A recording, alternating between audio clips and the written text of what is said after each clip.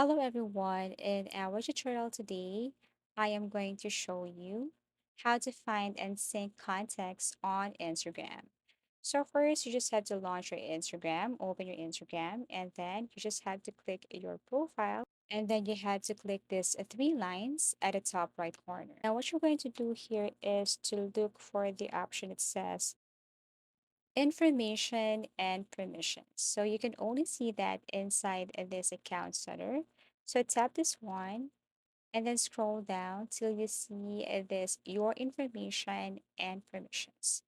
So what you're going to do is to scroll down here below and you see this upload context and you just have to toggle this one on. So all you have to do is to turn this one on and as you can see, we'll sync and securely store your contacts to help you connect with people you know on Instagram. So this is what is recommended.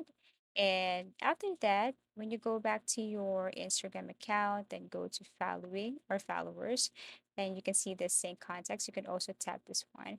Then if you scroll down below, then you will see suggested people. And these people are familiar and most of them are on your contacts. It could be in your phone list or on your WhatsApp or Snapchat account or Facebook account. So all the contacts on your device, they will show up right here.